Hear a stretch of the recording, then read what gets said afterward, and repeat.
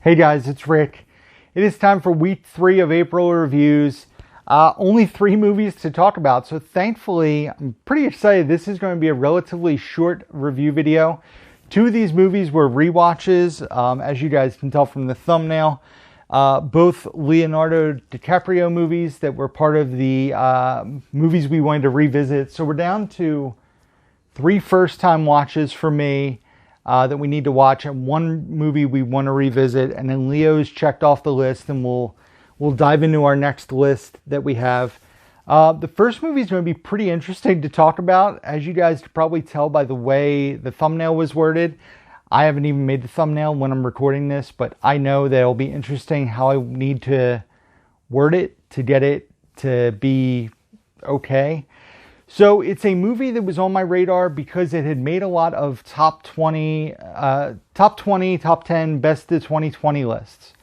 I heard it was a best comedy of the year from people.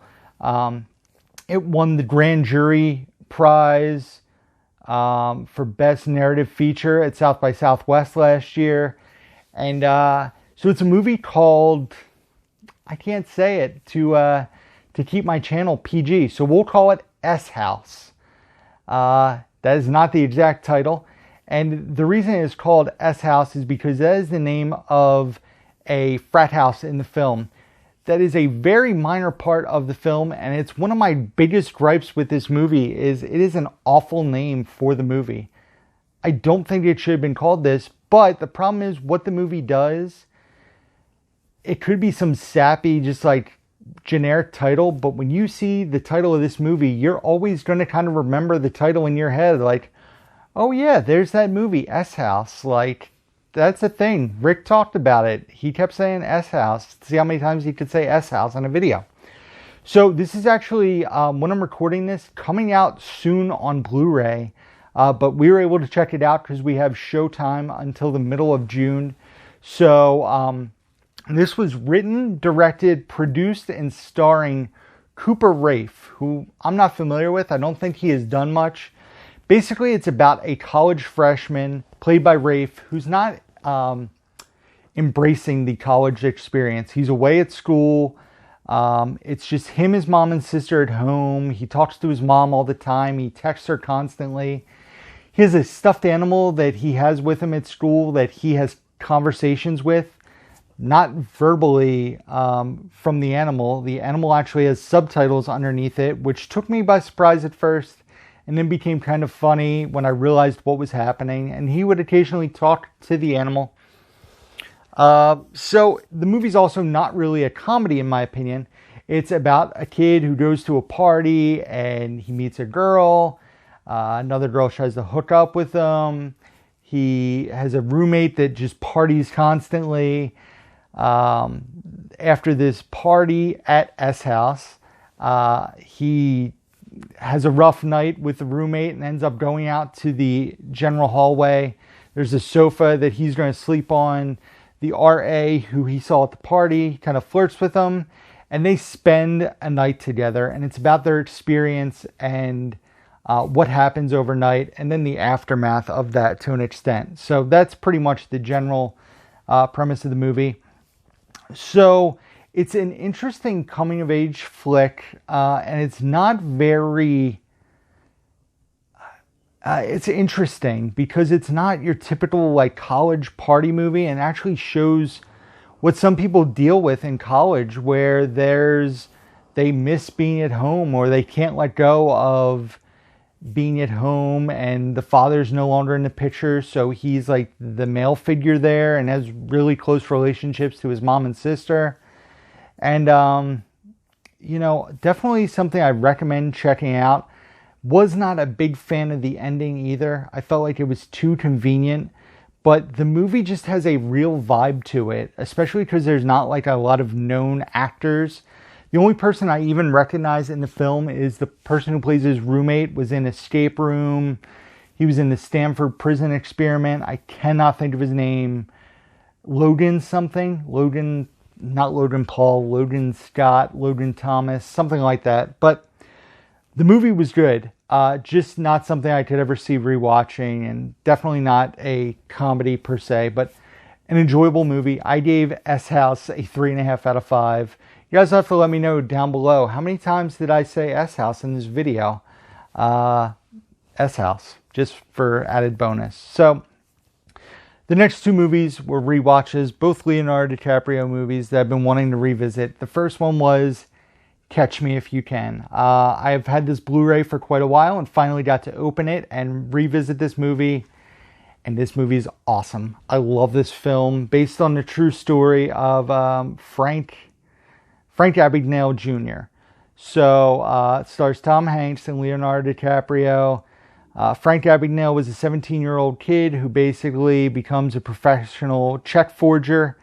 And he also pretends to be a doctor, a pilot, a lawyer, and all based on a true story, which is pretty insane. Christopher Walken's also in the movie. Amy Adams, Elizabeth Banks, Martin Sheen,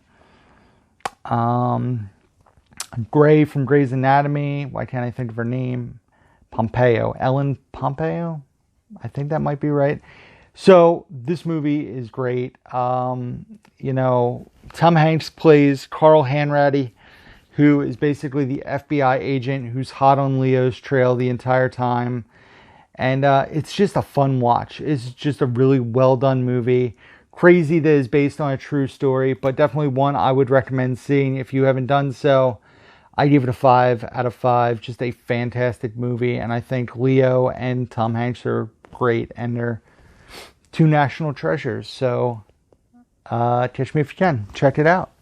And then the other movie that we watched this week was another Leo movie. Definitely a different kind of Leo movie than Catch Me If You Can, which is pretty fun and light for the most part. This is the Basketball Diaries, which is an early Leo movie. Also features one of Mark Wahlberg's first performances. Also Bruno Kirby, Lorraine Bracco. There's actually 3 people from The Sopranos in this movie. Lorraine Bracco, Michael Imperioli, and Vincent Pastore all in it.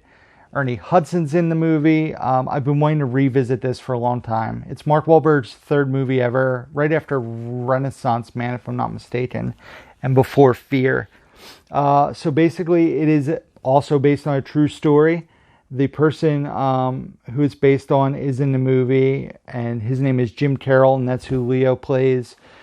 He's a high school basketball player, and he starts getting into drugs, and the rapid decline that happens because he gets into harder and harder drugs. There's scenes in this movie that are very tough to watch, because of some of the drug use that he does and how intense that gets and what he does to get the drugs. There's some unsettling dream sequences in the film, almost reminiscent of like a Requiem for a Dream to an extent, not quite on that level, but a really, really good movie. Great performances. Leo is fantastic again in this movie. Ernie Hudson plays Reggie in this movie, who's a guy who plays basketball with Leo's character, tries to help him out in ways shown in the film. I don't want to spoil it for anybody, even though the movie's 26 years old now.